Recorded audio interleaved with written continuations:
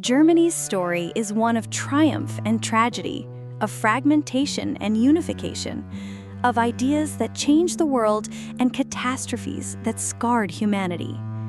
Unlike nations that emerged early as centralized states, Germany's history has always been marked by complexity. For centuries, it was not a single country, but a mosaic of tribes, principalities, kingdoms, and empires, sometimes clashing, sometimes cooperating, but always shaping the destiny of Europe.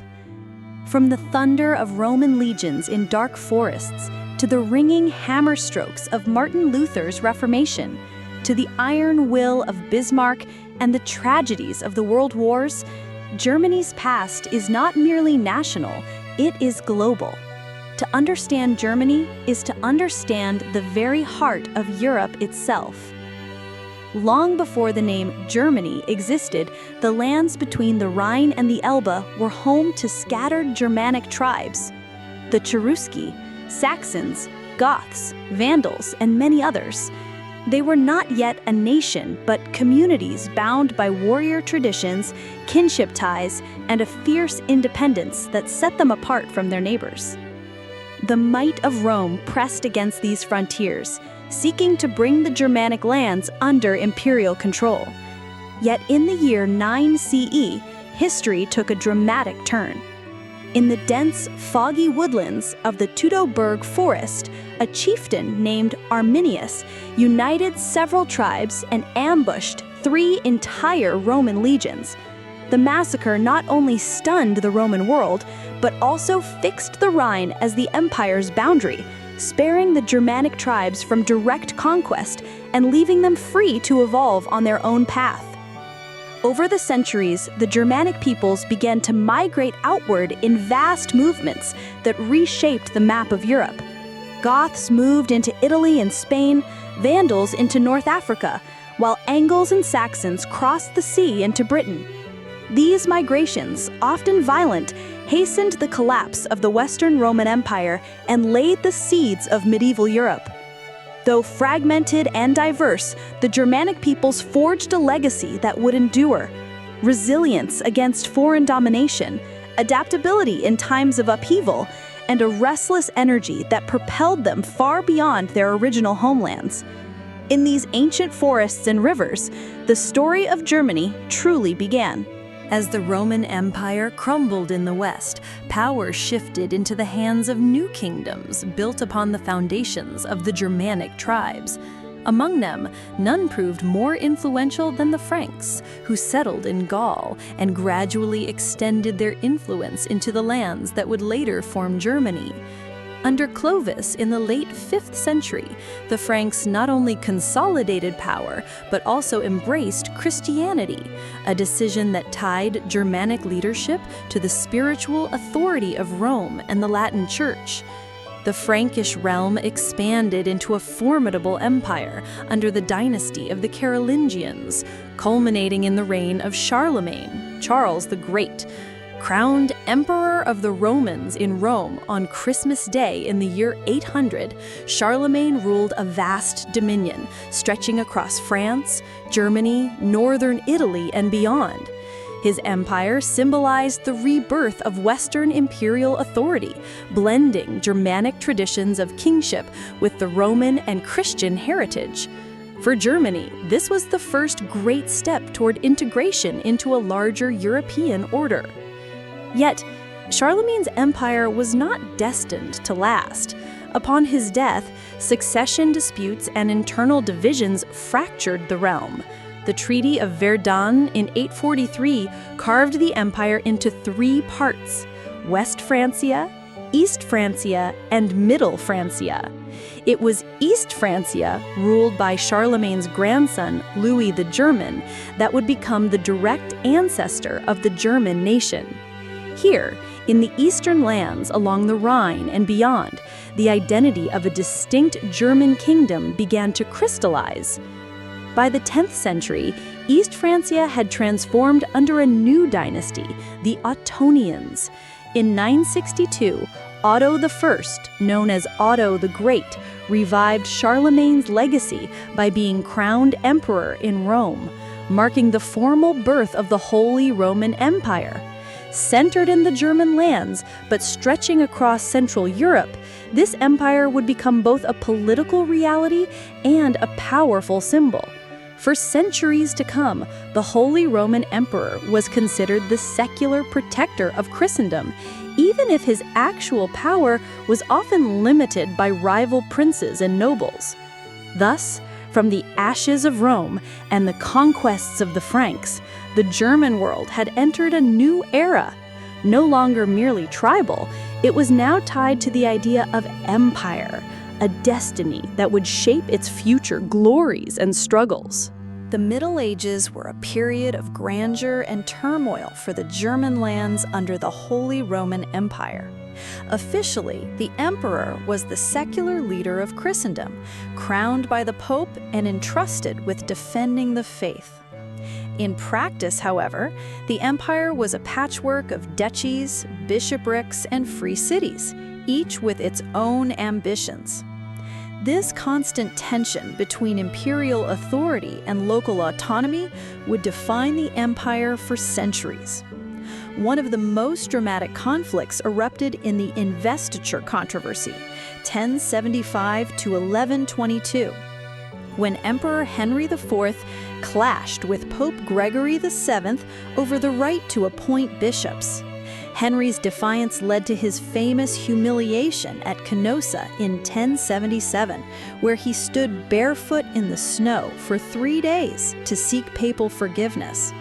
Though the emperor regained strength afterward, the episode revealed how fragile imperial authority was when challenged by the church. The eventual Concordat of Worms in 1122 created a compromise, but left the balance of power unresolved. Despite these struggles, German emperors sought to extend their influence across Europe. The Hohenstaufen dynasty in the 12th and 13th centuries, particularly under Frederick I Barbarossa and Frederick II, dreamed of uniting Italy and Germany into a single imperial system. Barbarossa, with his larger-than-life persona, became a legend of chivalry and conquest, but his Italian campaigns drained resources and met stiff resistance from the papacy and the Lombard League of northern Italian cities. His grandson, Frederick II, brilliant and cultured, was called the wonder of the world, yet his defiance of the papacy led to excommunication and civil war within the empire. Meanwhile, within Germany itself, the emperor's inability to fully control the nobility allowed regional princes and bishops to consolidate power. By the late Middle Ages, the empire had become a loose confederation where electors, a group of powerful nobles and archbishops, gained the right to choose the emperor. This system was formalized in the Golden Bull of 1356, issued by Emperor Charles IV, which codified the rules of imperial elections. At the same time, urban centers such as Nuremberg, Frankfurt, and Lübeck flourished as hubs of commerce and culture. The Hanseatic League, a powerful alliance of merchant cities in northern Germany, controlled trade across the Baltic and North Seas, making German merchants some of the wealthiest in Europe. The growth of these cities created a new balance of power as burghers and traders asserted influence alongside princes and bishops. By the 15th century, the Holy Roman Empire was both majestic and fragmented. It projected an image of unity under the banner of Christendom, yet in reality it was a mosaic of competing states bound together more by tradition and ceremony than by centralized authority. This duality between the dream of empire and the reality of division would set the stage for the religious upheavals and political transformations of the modern era. If the Middle Ages had revealed the fragility of imperial power, the 16th century shattered it altogether. Germany became the epicenter of a revolution that would transform not only religion, but also politics, culture, and society across Europe, the Protestant Reformation. In 1517, an Augustinian monk named Martin Luther nailed his 95 Theses to the church door in Wittenberg, challenging the Catholic Church's sale of indulgences and questioning papal authority. What began as a theological protest quickly spiraled into a movement that split Christendom. Luther's insistence on salvation by faith alone, the authority of Scripture, and the priesthood of all believers resonated widely, especially among German princes eager to assert independence from Rome. The empire plunged into religious turmoil. Some rulers embraced Lutheranism, seeing both spiritual conviction and political advantage, while others remained loyal to Catholicism. Emperor Charles V attempted to restore unity through force, but the empire's diversity made consensus impossible. The Peace of Augsburg in 1555 offered a temporary solution. Each ruler could decide the religion of his territory, under the principle of cuius regio, eius religio, which means whose realm, his religion. Yet this compromise excluded other Protestant sects, such as Calvinists, ensuring further conflict. Tensions exploded in the 30 Years' War, 1618 to 1648, one of the most devastating conflicts in European history. The war began in Bohemia with the defenestration of Prague, when Protestant nobles hurled two Catholic officials out of a castle window. What started as a local rebellion soon escalated into a continental struggle, involving nearly every major European power. German lands became the battleground where Catholic and Protestant armies clashed, often with foreign intervention. Spain and the Habsburgs fighting to preserve Catholic dominance, while Sweden, France, and the Dutch Republic supported Protestant forces to curb Habsburg power. The consequences were catastrophic. Villages burned, cities starved, and entire regions were depopulated. Historians estimate that up to 1/3 of the German population perished, either from war, famine, or plague.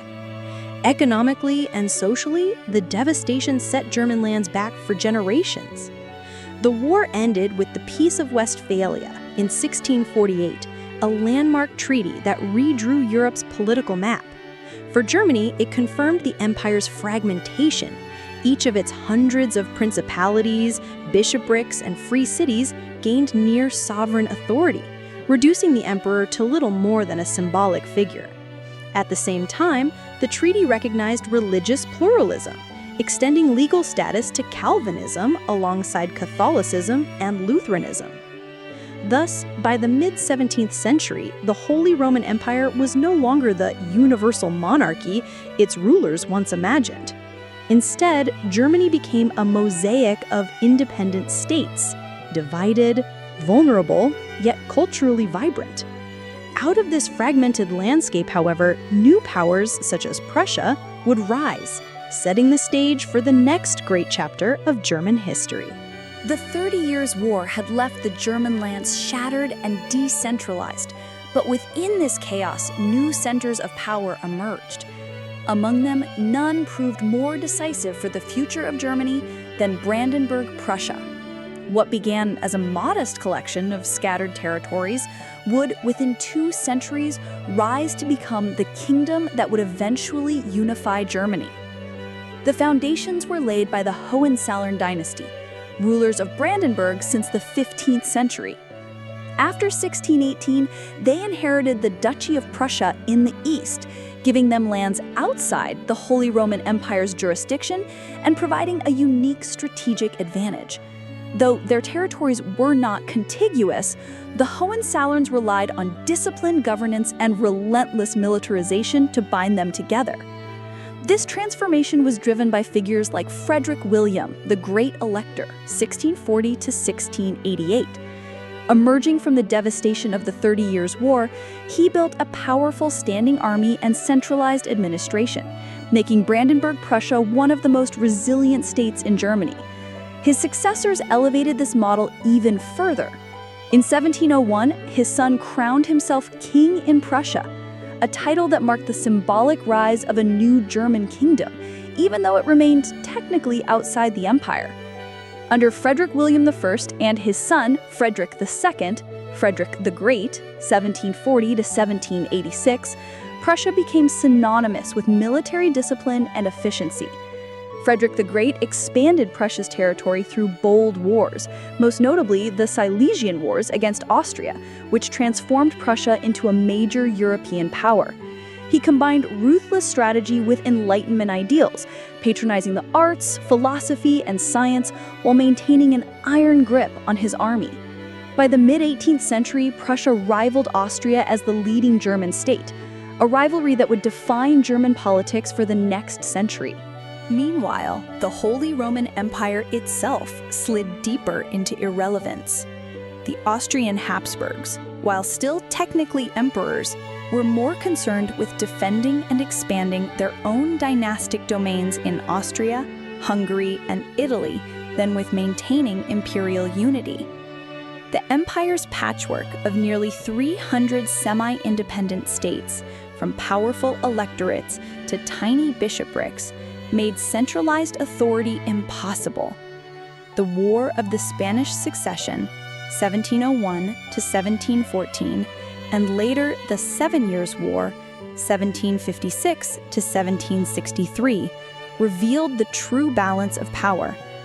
Germany was no longer a cohesive imperial entity, but rather a battleground for great power struggles, especially between Austria and Prussia. The rest of the empire remained fragmented, their rulers clinging to autonomy, but unable to shape the broader course of history. By the end of the 18th century, the Holy Roman Empire was little more than a hollow shell, a medieval relic in an age of rising nation-states. Yet within its borders, Prussia stood tall as the militarized core of a new German identity, while Austria continued to represent the old imperial tradition. The stage was set for the dramatic upheavals of the Napoleonic era, which would finally sweep away the empire altogether and force Germany into a new era of transformation. By the late 18th century, the fragile balance of the Holy Roman Empire was already faltering, but it was the upheaval of the French Revolution and the rise of Napoleon Bonaparte that delivered the decisive blow. For centuries, the empire had survived as a loose federation of princes, bishops, and free cities, bound together by tradition rather than unity. Yet, when confronted with Napoleon's modern armies and revolutionary energy, this medieval structure collapsed with startling speed. The initial shock came with the French Revolutionary Wars, 1792 to 1802, during which French forces swept across the Rhine, annexing the left bank and shattering imperial defenses. Napoleon exploited the empire's fragmentation, making separate deals with individual rulers. The Treaty of Lunéville, 1801, confirmed France's gains and initiated a massive secularization and reorganization of German lands. Church territories and many free cities were dissolved, their lands redistributed to secular princes who sided with France. This process, known as the Reichsdeputationshauptschluss of 1803, radically reduced the number of German states from nearly 300 to just over 30, consolidating power in preparation for Napoleon's ambitions. In 1806, following his crushing defeat of Austria and Russia at the Battle of Austerlitz, Napoleon moved to remake Germany entirely. He dissolved the centuries-old Holy Roman Empire, forcing Emperor Francis II to abdicate his imperial crown and instead declare himself Francis I, Emperor of Austria. In its place, Napoleon established the Confederation of the Rhine, a French-dominated alliance of German states that owed loyalty not to Vienna, but to Paris. Prussia, which had remained hesitant during much of the early Napoleonic conflicts, now emerged as a rival challenger. However, at Jena Auerstedt, 1806, Napoleon decisively crushed the Prussian army, humiliating a state long famed for its military tradition. The subsequent French occupation brought both hardship and modernization. Legal reforms, the introduction of the Napoleonic Code, and the dismantling of feudal privileges. For many Germans, French domination was oppressive, but it also planted the seeds of reform and national awakening. Resistance began to grow as Napoleon's wars dragged on. Prussian reformers such as Stein and Hardenberg reorganized the state, while military leaders like Scharnhorst and Blücher rebuilt the army with new energy. In the cultural sphere, intellectuals such as Johann Gottlieb Fichte called for German unity and renewal, laying the groundwork for modern nationalism. The turning point came with Napoleon's disastrous invasion of Russia in 1812, which shattered his aura of invincibility. The following year, Prussia and Austria joined the Sixth Coalition against him. At the Battle of Leipzig, 1813, known as the Battle of Nations, Napoleon was decisively defeated, marking the largest battle in European history up to that point. German states that had once been Napoleon's allies now turned against him, sensing the chance to reclaim independence. Finally, in 1815, after Napoleon's defeat at Waterloo, the map of Germany was redrawn at the Congress of Vienna. Instead of reviving the Holy Roman Empire, the victors created the German Confederation, Deutscher Bund, a loose alliance of 39 states under Austrian leadership. This new order sought to balance Austrian and Prussian power while suppressing nationalist and liberal movements that had been sparked by the Napoleonic era. Thus, the Napoleonic period marked both the death of the old empire and the birth of modern German political consciousness. The Holy Roman Empire, with its medieval patchwork of hundreds of states, was gone forever. In its place stood fewer, stronger states, above all Austria and Prussia, locked in rivalry, and a growing sense among intellectuals and reformers that Germany's destiny lay in eventual unification. The defeat of Napoleon and the decisions of the Congress of Vienna, 1815, created a new German order. Instead of reviving the vast and unwieldy Holy Roman Empire, the diplomats established the German Confederation, Deutscher Bund, a loose league of 39 states under the nominal leadership of Austria. This confederation was not a nation, but rather a diplomatic framework meant to preserve stability, balance Austrian and Prussian ambitions, and prevent the rise of another Napoleon. Austria, led by the conservative Prince Metternich, quickly became the dominant force. Determined to suppress liberalism and nationalism, Metternich orchestrated a system of strict censorship, secret police, and surveillance to maintain order. The Carlsbad Decrees of 1819 banned student fraternities, Burschenschaften, and muzzled the press, fearing that revolutionary ideas could spark another upheaval. The spirit of German nationalism, however, did not disappear. It went underground, preserved in universities, literature, and cultural life. Despite repression, liberal and nationalist sentiment occasionally erupted into the open. Intellectuals and poets, such as Heinrich Heine and George Buchner, gave voice to frustration with autocracy and the longing for freedom. Student protests, demonstrations, and small uprisings signaled that Metternich's system could not contain discontent forever. By the 1840s, pressures mounted: economic hardship, crop failures, rising food prices, and unemployment fueled unrest. At the same time, political frustration deepened as educated Germans demanded constitutions, representative government, and greater national unity. The German Confederation, designed to preserve the old order, increasingly appeared incapable of addressing the aspirations of a modernizing society. In 1848, the tension exploded. Inspired by revolutionary movements across Europe, uprisings broke out in many German states. Crowds filled the streets of Berlin, Vienna, and Frankfurt, demanding reforms. In Berlin, King Frederick William IV of Prussia was forced to promise a constitution, while in Frankfurt, delegates convened the Frankfurt Parliament, the first attempt to draft a unified German constitution under liberal principles. The failure of the revolutions of 1848 was a bitter disappointment for liberals and nationalists across the German states. The Frankfurt Parliament, which had dreamed of a constitutional, unified Germany, collapsed in disarray after King Frederick William IV of Prussia rejected the crown from the gutter, refusing to accept a throne offered by revolutionaries rather than Europe's princes.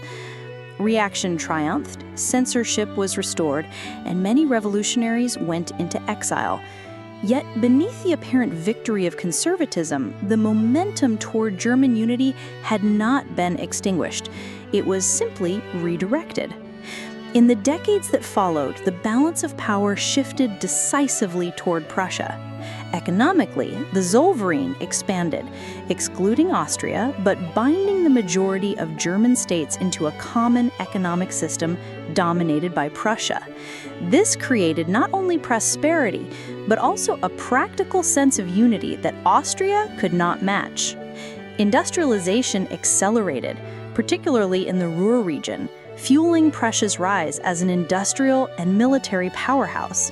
Railways, factories, and coal mines transformed the landscape, while Prussia's efficient bureaucracy and disciplined army provided the structure for future ambitions. Austria, by contrast, was increasingly weakened by its multinational empire and internal conflicts. Its role as the leader of German affairs, enshrined in the German Confederation, came under mounting challenge. The stage was set for a contest of supremacy between Austria and Prussia. The decisive figure who seized this moment was Otto von Bismarck, appointed Prussian Prime Minister in 1862. A master of realpolitik, Bismarck rejected liberal dreams of unification through parliamentary debate. Instead, he declared that the great questions of the age would be decided not by speeches and majorities, but by blood and iron. His vision was a unified Germany under Prussian leadership, achieved through diplomacy, manipulation, and war. The process unfolded in 3 calculated conflicts. The Danish War, 1864. In alliance with Austria, Prussia defeated Denmark and seized the duchies of Schleswig and Holstein. While the spoils were jointly administered, this arrangement set the stage for conflict with Austria. The Austro-Prussian War, 1866, also called the 7 Weeks' War. This conflict saw Prussia's modernized army decisively defeat Austria at the Battle of Königgrätz. The victory expelled Austria from German affairs and dissolved the old German Confederation. In its place, Prussia established the North German Confederation, a new federation of northern states under its dominance, with a constitution that preserved monarchic authority, but gave a veneer of parliamentary legitimacy. The Franco-Prussian War, 1870 to 1871. Bismarck's final step came by provoking a conflict with France. Manipulating the Ems dispatch, he inflamed French anger, leading Emperor Napoleon III to declare war. The conflict united German states in a wave of nationalist fervor. Prussian-led forces swiftly crushed France, capturing Napoleon III at Sedan and besieging Paris. The victory electrified Germans and humiliated France. In January 1871, in the Hall of Mirrors at Versailles, the German princes proclaimed King Wilhelm I of Prussia as Kaiser, Emperor of a unified Germany. The German Empire, Second Reich, was born. It was a federation dominated by Prussia, with Bismarck as chancellor, blending monarchical authority with elements of modern administration. Unification was thus achieved not by liberal ideals, but through militarism, diplomacy, and the genius of Bismarck. Germany emerged as a new great power in Europe, industrially dynamic, militarily formidable, and politically authoritarian. The map of Europe had been reshaped, and the consequences of this new German empire would reverberate through the coming century. The proclamation of the German Empire in 1871 marked the dawn of a new era in European history. Germany, once a patchwork of fragmented states, had become a unified and powerful empire virtually overnight. The symbolism of the coronation of Kaiser Wilhelm I in the Hall of Mirrors at Versailles was not lost on contemporaries. Germany's unification was born not only of nationalism, but also of victory over France, its traditional rival. This triumph left Germany both celebrated and feared, reshaping the balance of power in Europe. Under the leadership of Otto von Bismarck, who became the first chancellor, the empire entered a period of consolidation. Bismarck's immediate goals were pragmatic: to preserve the new empire, to prevent domestic instability, and to avoid coalitions of enemies abroad. Domestically, he worked to strengthen imperial authority while balancing the competing forces of conservatism, liberalism, and socialism. His Kulturkampf, a struggle against the Catholic Church, sought to limit the Church's influence over politics and education, but ultimately backfired, strengthening Catholic solidarity. To counter the growing appeal of socialism, Bismarck combined harsh anti-socialist laws with pioneering social reforms, such as health insurance, accident insurance, and old age pensions, laying the foundations of the modern welfare state. In foreign policy, Bismarck became the honest broker of Europe. He forged a complex system of alliances designed to isolate France and maintain peace, ensuring Germany would not face a two-front war. The Three Emperors League, Germany, Austria-Hungary, Russia, the Dual Alliance with Austria-Hungary, 1879, and later the Triple Alliance with Italy, 1882, anchored Germany's position at the center of Europe. His diplomacy reached a high point at the Congress of Berlin, 1878, where Bismarck mediated disputes among the great powers, securing Germany's reputation as a stabilizing force. Yet, beneath this calm, tensions simmered. After Kaiser Wilhelm I's death in 1888 and the short reign of his son Frederick III, the throne passed to Wilhelm II, an ambitious and impulsive monarch. Wilhelm II dismissed Bismarck in 1890, determined to rule personally and pursue a more assertive course. His policy of Weltpolitik sought to transform Germany into a global power through colonial expansion and naval buildup. The construction of a powerful navy challenged Britain's supremacy at sea, sparking an intense Anglo-German naval arms race. Meanwhile, Germany's rapid industrialization made it the economic powerhouse of Europe by the early 20th century. The Ruhr and Saar regions produced vast quantities of coal and steel, while new industries in chemicals, electrical engineering, and machinery positioned Germany at the cutting edge of technology. Berlin became a thriving cultural and intellectual center, home to advances in science, philosophy, and the arts. But industrial and social progress was accompanied by political tension. The Reichstag, Germany's parliament, had limited power compared to the Kaiser and his ministers, and demands for more democracy grew louder from liberals and socialists alike. Internationally, Germany's rise destabilized Europe. France, still smarting from its defeat in 1871 and the loss of Alsace-Lorraine, sought alliances to contain Germany. After Bismarck's dismissal, his careful system of alliances began to unravel, and by 1907, Germany found itself encircled by the Triple Entente of France, Russia, and Britain. Wilhelm II's erratic diplomacy, combined with aggressive colonial ventures such as the Moroccan crises, 1905-1911, only heightened suspicion and hostility. By 1914, the German Empire was at once at the zenith of its power and on the brink of catastrophe. It had become a global industrial giant and a formidable military state, but its aggressive pursuit of prestige and expansion created enemies on all sides. When the assassination of Archduke Franz Ferdinand in Sarajevo set off a chain reaction of alliances and mobilizations, Germany was drawn into the vortex of the First World War, a conflict that would shatter not only the empire, but also the old European order. When war erupted in the summer of 1914, Germany stood at the center of the storm. Bound by its alliance with Austria-Hungary, it responded to Russia's mobilization by declaring war, setting off a chain reaction that quickly engulfed all of Europe. Germany's leaders believed they faced encirclement by the Triple Entente of France, Russia, and Britain. and their military planners turned to the Schlieffen Plan, a bold strategy designed to knock France out of the war quickly by sweeping through neutral Belgium before turning to confront Russia.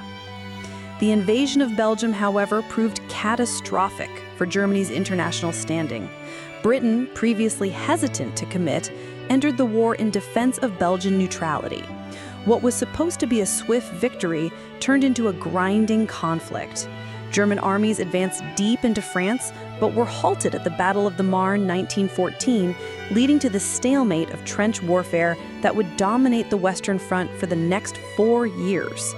On the Eastern Front, Germany fared better. At the Battle of Tannenberg 1914, German forces under generals Paul von Hindenburg and Erich Ludendorff crushed a Russian army, establishing their reputation as formidable commanders. Over time, Germany and its allies pushed the Russians back, eventually contributing to the revolutionary upheaval that would topple the Tsar in 1917. At home, Germany mobilized its vast industrial capacity for war. The economy was reorganized under the Hindenburg Program, prioritizing munitions and military needs. Science and technology were harnessed for the war effort, producing innovations such as poison gas, U-boats, and advanced artillery. Yet the British naval blockade strangled German imports, leading to severe shortages of food and raw materials. The infamous turnip winter of 1916-1917 saw widespread hunger, weakening morale on the home front. Politically, Germany remained under the shadow of the Kaiser, but real power increasingly shifted to the military high command, especially Hindenburg and Ludendorff. The Reichstag had little influence, though growing socialist opposition pressed for peace. In 1917, inspired by American President Woodrow Wilson's rhetoric, the Reichstag passed a peace resolution calling for a negotiated settlement, but the military ignored it. Germany's greatest gamble came in 1917 with the decision to resume unrestricted submarine warfare, intended to cut off Britain's supplies and force it to surrender. Instead, this strategy provoked the United States to enter the war, tipping the balance decisively against Germany. Despite early successes after Russia's withdrawal, Treaty of Brest-Litovsk 1918, Germany's final spring offensive of 1918 failed to break Allied lines. Exhausted, starved, and demoralized, German troops could no longer sustain the fight. By the autumn, the Allies counterattacked in force, pushing the Germans back across the Western Front. At home, revolution loomed. Workers' strikes, food riots, and a mutiny by the Navy at Kiel in November 1918 triggered a broader uprising. The Kaiser's authority collapsed, and under immense pressure, Wilhelm II abdicated and fled to the Netherlands. A republic was proclaimed in Berlin under the leadership of moderate socialists. On November 11, 1918, Germany signed the Armistice of Compiègne, ending the First World War. The empire lay in ruins. Over 2 million German soldiers were dead, millions more wounded. The economy was shattered, and the people were left with a profound sense of exhaustion, humiliation, and betrayal. Many soldiers returning from the front believed they had been stabbed in the back by politicians and revolutionaries rather than defeated in the field, a dangerous myth that would poison German politics in the years to come. The First World War not only destroyed the German Empire, but also set the stage for the turbulent birth of the Weimar Republic and the rise of new political extremes that would shape Germany's fate in the 20th century. The collapse of the German Empire in November 1918 left a political vacuum that was quickly filled by revolution. In Berlin, amidst mass protests, strikes, and the mutiny of sailors at Kiel, the monarchy crumbled. Kaiser Wilhelm II abdicated and fled into exile, and on November 9, 1918, the Social Democrat Philipp Scheidemann proclaimed the German Republic from the Reichstag balcony. A few hours later, radical socialist Karl Liebknecht declared a free socialist republic, highlighting the deep divisions that would plague Germany's new democracy from its very inception. In early 1919, elections were held for a national assembly that convened in the city of Weimar, chosen for its cultural symbolism and distance from revolutionary unrest in Berlin. There, the Weimar Constitution was drafted, creating one of the most democratic systems of its time. It established universal suffrage, proportional representation, civil liberties, and a strong presidency designed to stabilize the government. Yet, embedded within the Constitution were weaknesses, including Article 48, which gave the president sweeping emergency powers that could bypass Parliament. Even as the Republic was born, it faced existential threats. From the left, communist uprisings such as the Spartacist Revolt in January 1919, led by Liebknecht and Rosa Luxemburg, were brutally crushed by right-wing paramilitary groups known as the Freikorps. From the right, monarchists, nationalists, and veterans loathed the new democracy, regarding it as the product of betrayal. The Kapp-Putsch of 1920, in which Freikorps attempted to seize Berlin, revealed just how fragile the new state was. The greatest burden, however, was the Treaty of Versailles, 1919. Forced to accept harsh terms, Germany lost its colonies, Alsace-Lorraine, and significant territories in the east. The Rhineland was demilitarized. The army was limited to 100,000 men, and crippling reparations were imposed. Worse still, Article 231, the infamous War Guilt Clause, placed full responsibility for the war on Germany, humiliating a proud nation and fueling resentment across the political spectrum. The early 1920s were marked by crisis. In 1923, Germany fell into hyperinflation after the French occupied the Ruhr Valley to enforce reparations payments. Currency became worthless, with people carrying banknotes in wheelbarrows to buy bread. At the same time, political violence escalated, including the failed beer hall putsch by Adolf Hitler and his fledgling Nazi party in Munich. Yet, the mid-1920s brought a period of fragile recovery. Under Chancellor Gustav Stresemann, Germany introduced a new stable currency, secured American loans through the Dawes Plan, and achieved a measure of diplomatic rehabilitation, joining the League of Nations in 1926. Culturally, the Weimar Republic became a beacon of modernity. Berlin thrived as a center of avant-garde art, cinema, literature, and architecture, with movements such as the Bauhaus reshaping global aesthetics. Still, beneath this cultural flowering, deep instability persisted. The economy remained dependent on foreign loans, unemployment lingered, and many conservatives never accepted democracy as legitimate. When the Great Depression struck in 1929, Germany was devastated. Banks collapsed, unemployment soared to nearly 6 million, and desperation spread across the nation. The democratic institutions of Weimar faltered, with governments collapsing in rapid succession. The Nazis, once a fringe movement, capitalized on this despair. Exploiting nationalist anger over Versailles, fear of communism, and promises of economic revival, Hitler's party surged in popularity. By 1932, the Nazis had become the largest party in the Reichstag. Political paralysis and elite miscalculations paved the way for Hitler's appointment as chancellor on January 30th, 1933. The Weimar Republic, conceived in hope and modernity, collapsed under the weight of internal division, external humiliation, and economic catastrophe. Its downfall marked not just the end of a fragile democracy, but the beginning of one of the darkest chapters in human history. On January 30, 1933, Adolf Hitler was appointed Chancellor of Germany, a move orchestrated by conservative elites who believed they could control him. Within months, the Nazi Party consolidated absolute power, dismantling the fragile democratic institutions of the Weimar Republic. The Reichstag fire in February 1933 provided the pretext for the suspension of civil liberties, and soon after, the Enabling Act gave Hitler dictatorial authority. Political opponents, communists, socialists, liberals, were arrested, silenced, or driven into exile. The Nazi regime established a totalitarian state built on propaganda, repression, and terror, with the Gestapo and SS enforcing ideological conformity. Once in power, Hitler pursued a radical transformation of German society, known as Gleichschaltung, coordination.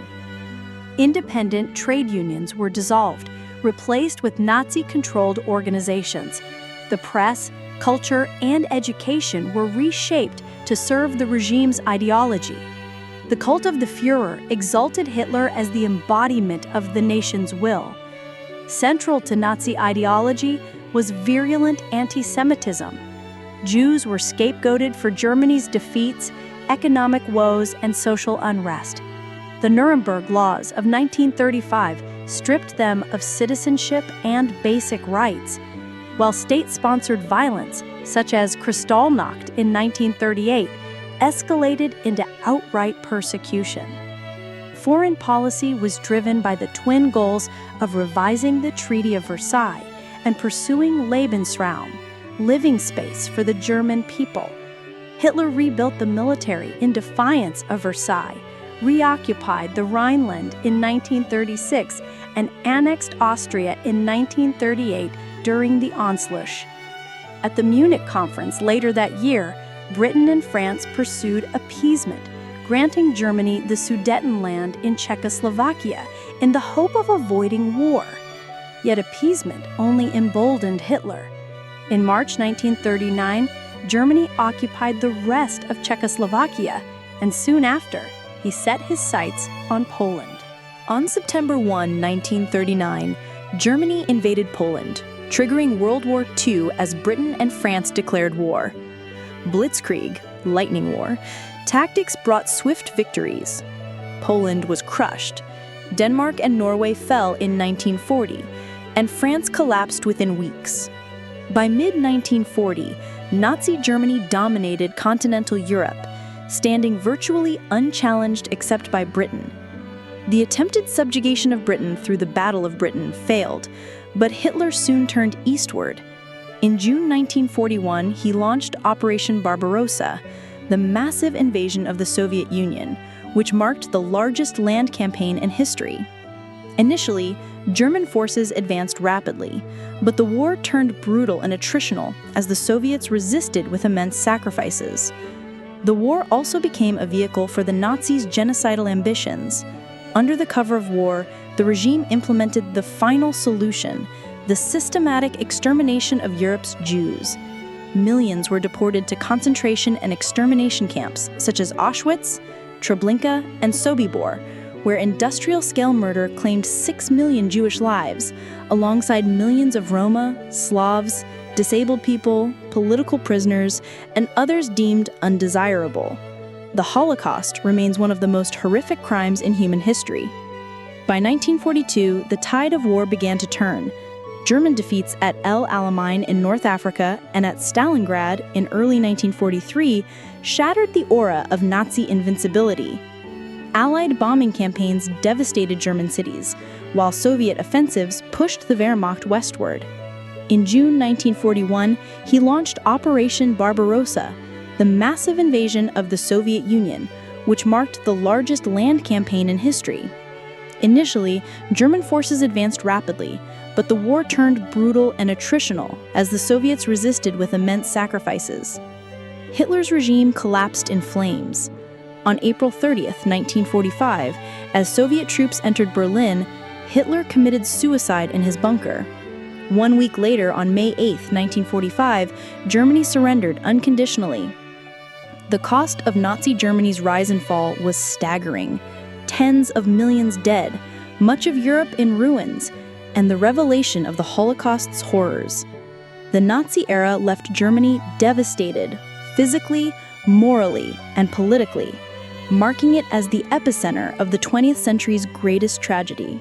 Germany's defeat in 1945 left the nation shattered both physically and morally. Cities lay in ruins from Allied bombing, millions of refugees streamed in from lost eastern territories, and the country faced hunger, homelessness, and despair. More profoundly, the revelations of Nazi crimes, especially the Holocaust, cast a long shadow over German identity, demanding both reckoning and reconstruction. The Allied victors divided Germany into 4 occupation zones, administered by the United States, Britain, France, and the Soviet Union. Berlin, though located deep in the Soviet zone, was also divided into 4 sectors. Initially, the Allies envisioned governing Germany jointly, but growing tensions between East and West soon split the country into 2 opposing states. In 1949, this division became permanent. In the West, the Federal Republic of Germany, West Germany, was established under Chancellor Konrad Adenauer, with Bonn as its capital. It embraced democracy, market economics, and integration with Western Europe. In the East, the Socialist Unity Party, led by Walter Ulbricht and later Erich Honecker, with East Berlin as its capital, the Iron Curtain had fallen across Germany. West Germany underwent a remarkable transformation known as the Wirtschaftswunder, or economic miracle. With American aid from the Marshall Plan and strong leadership, West Germany rapidly rebuilt its industries, infrastructure, and society. By the 1950s and 1960s, it had become one of the world's leading economies and a pillar of European integration, joining NATO in 1955 and helping to found the European Economic Community, the forerunner of today's European Union. Adenauer's policy of Westbindung, or binding to the West, firmly aligned the FRG with Western democracies. East Germany, meanwhile, developed into a Soviet-style socialist state. The government nationalized industries, collectivized agriculture, and built a command economy. While the GDR initially recovered, its economic growth lagged behind the dynamic West. Political repression was harsh. The Stasi, East Germany's feared secret police, monitored citizens with extraordinary intrusiveness. Mass emigration to the West, especially through Berlin, threatened the regime's stability. In response, the Berlin Wall was erected in 1961, physically dividing families, friends, and communities for nearly 3 decades. Despite these divisions, both Germanys became central players in the Cold War. West Germany emerged as a symbol of democratic resilience, East Germany as a frontline socialist state. During the 1970s, West German Chancellor Willy Brandt pursued Ostpolitik, a policy of cautious reconciliation with the East, recognizing existing borders and easing tensions. Yet the wall remained, a stark reminder of division. By the 1980s, however, cracks appeared in the Eastern Bloc. East Germany struggled with stagnation, debt, and growing dissatisfaction among its citizens. Calls for reform and freedom grew louder, inspired by broader changes in the Soviet Union under Mikhail Gorbachev's perestroika and glasnost. Mass protests erupted in East German cities, culminating in the peaceful demonstrations of 1989.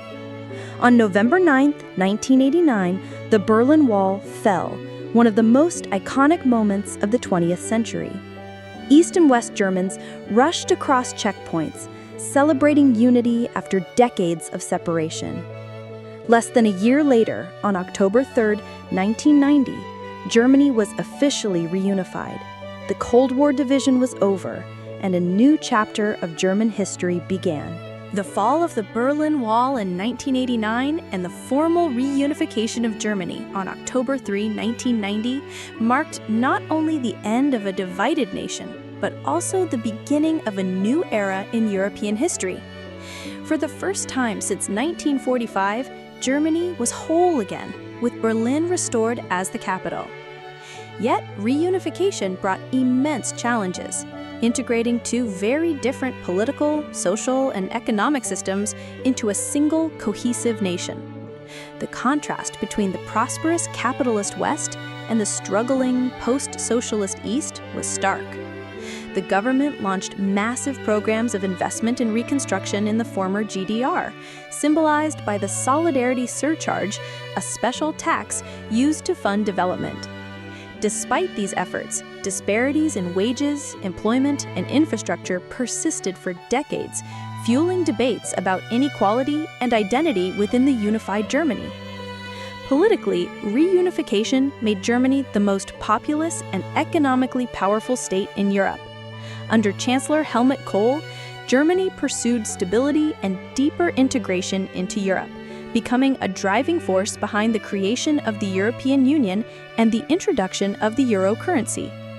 In the following decades, successive leaders, Gerhard Schroeder, Angela Merkel, and more recently, Olaf Scholz, steered Germany through crises while solidifying its role as a central actor in global affairs. Germany's transformation into a modern democratic powerhouse has been remarkable. It became known as an economic engine of Europe, with industries ranging from automobiles and engineering to green technology and finance leading the way. Merkel's long chancellorship, 2015 to 2021, cemented Germany's image as a stabilizing force, particularly during the 2008 global financial crisis, the European debt crisis, and the 2015 refugee crisis, when she adopted the controversial but humanitarian slogan, "Wir schaffen das," "We can manage this." Reunification also reshaped Germany's place in the world. No longer constrained by Cold War divisions, Germany embraced multilateral diplomacy, committed itself to the European project, and played a crucial role in the NATO alliance. At the same time, the country continued to wrestle with questions of memory and responsibility, particularly in relation to the Holocaust and its role in the two world wars. This commitment to remembrance and democratic values became a cornerstone of German identity. In the 21st century, Germany has faced new tests: the rise of right-wing populism, with parties like the Alternative for Deutschland, AfD, the challenge of integrating millions of immigrants, the pressures of globalization, and most recently, the COVID-19 pandemic and the Ukraine war, which forced Germany to rethink its long-standing policies on energy, security, and defense. Despite these challenges, Germany today stands as a reunified, democratic, and globally influential nation. From its fractured medieval origins and devastating 20th century wars, to its rebirth as a symbol of resilience and unity, Germany's history illustrates both the darkest and brightest possibilities of the human story. The legacy of division has not been forgotten, but the lesson of reunification, that freedom, democracy, and cooperation can overcome even the deepest divides, continues to inspire the German people and the world. From the scattered tribes of ancient Germania, through the grandeur and fragmentation of the Holy Roman Empire, the turmoil of the Reformation, the rise of Prussia, and the forging of a united empire, to the devastation of two world wars, division during the Cold War, and finally, reunification in 1990, the history of Germany is a story of resilience, transformation, and renewal. Germany has stood at the center of European history for centuries, often as a source of conflict, but also as a source of innovation, culture, and progress. The tragedies of the 20th century left scars that will never fully heal, yet modern Germany has become a symbol of democracy, peace, and unity, a nation that remembers its past while striving to build a better future. The German story reminds us that history is not a straight line, but a journey through triumphs and tragedies, collapses and rebirths. Today, Germany stands not as a divided land of old, but as a unified, influential power shaping the destiny of Europe and the wider world.